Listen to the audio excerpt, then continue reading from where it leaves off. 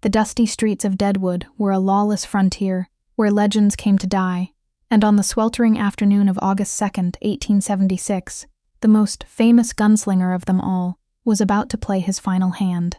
James Butler Hickok, known to the world as Wild Bill, was a man whose reputation preceded him like a shadow, a figure of iron nerves and lightning-fast draws who had survived countless shootouts only to face a coward's bullet in a crowded saloon. As he sat at the poker table in Nuttall and Mann's number 10, the air thick with tobacco smoke and the ink of gold coins, he broke his own golden rule of survival, a mistake that would immortalize a specific set of cards and end an era of the Old West. Before we carry on with the story, remember to comment, like, share, and subscribe so you don't miss future episodes of the Calendar of Crime. Wild Bill Hickok arrived in the booming gold camp of Deadwood looking for a fresh start, though his eyes were failing and his days as a lawman were behind him. He was a man of contradictions, a gentleman who dressed in fine linens but carried 2 ivory-handled Colts tucked into a silk sash, a hero to some and a cold-blooded killer to others. By the time he reached the Black Hills, he was a living relic of a vanishing wilderness, seeking his fortune in the gambling dens rather than the gold mines, unaware that his presence had already stirred the resentment of a man who would soon become his shadow.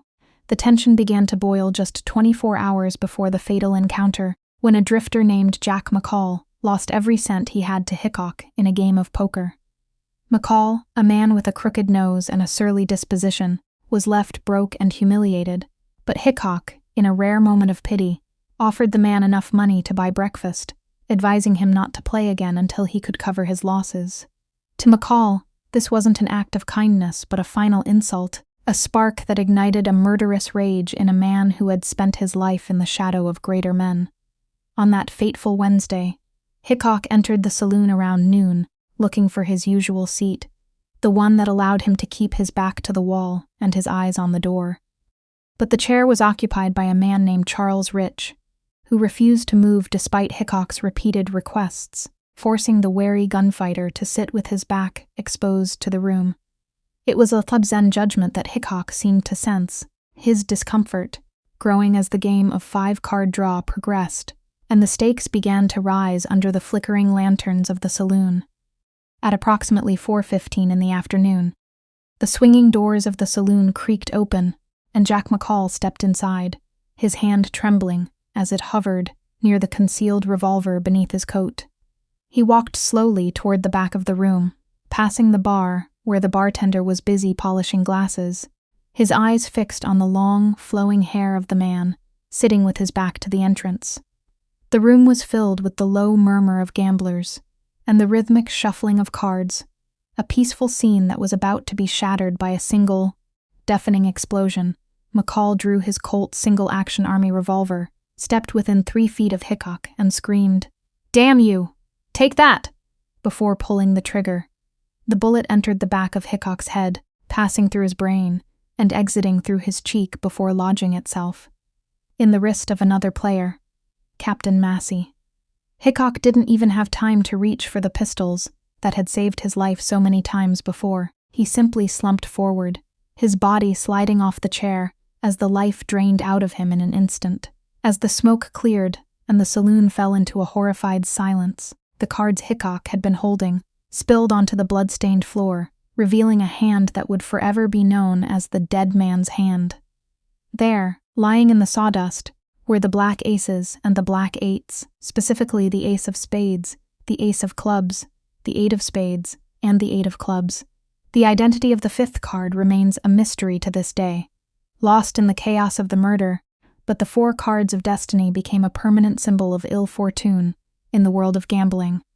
Jack McCall didn't wait to see the results of his handiwork. He ran from the saloon, attempting to jump onto a horse tied outside, but the saddle cinch was loose, and he tumbled to the ground. He was quickly cornered in a nearby butcher shop, his bravado replaced by a whimpering fear, as a mob of angry miners gathered, calling for his blood. In the lawless territory of the Black Hills, justice was often swift and brutal, but McCall would find a temporary reprieve in a trial that was as controversial as the murder itself. The following day, a miners' court was convened in a local theater, where McCall claimed he had killed Hickok to avenge the death of his brother, whom Wild Bill had supposedly gunned down years earlier in Kansas. Despite the lack of evidence for this claim, the jury of minors, perhaps influenced by Hickok's own violent reputation, delivered a shocking verdict of not guilty after only 2 hours of deliberation. McCall fled Deadwood immediately, heading for the safety of Wyoming, believing he had literally gotten away with murder. However, the arm of the law was longer than McCall anticipated. And because Deadwood was located on land that technically belonged to the Lakota Sioux, the miners' court had no legal standing in the eyes of the United States government. McCall was rearrested in Laramie after bragging about the killing in a local tavern, and he was transported to Yankton, the capital of the Dakota Territory, to face a federal trial. This time, there would be no sympathetic jury of frontiersmen to save him from the consequences of his cowardice. During the second trial, the prosecution tore through McCall's lies, proving that he never even had a brother and that the murder was a cold-blooded act of spite over a lost card game. The jury found him guilty of murder in less than an hour, and the judge sentenced him to death by hanging, a sentence that was carried out on a cold March morning in 1877.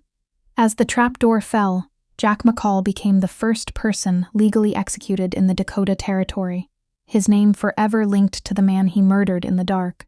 Wild Bill Hickok was buried in the Mount Moriah Cemetery, his grave marked by a simple wooden headstone that was eventually replaced by a life-size statue.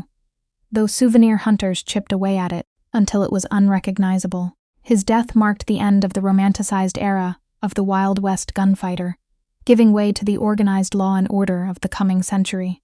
Yet, every time a poker player looks down and sees a pair of black aces and eights, they are reminded of the day the music stopped in Deadwood, and a legend was laid to rest. The story of the dead man's hand is more than just a tale of a murder. It is a reminder of the fragility of life on the frontier, where a single seat at a table could mean the difference between immortality and an unmarked grave. Wild Bill Hickok lived by the gun and died by the gun, but his legacy survives in the cards, a haunting echo of a time when the West was wild and every hand dealt could be your last. Thanks for watching. Please comment, share, like, and subscribe for future episodes from the Calendar of Crime.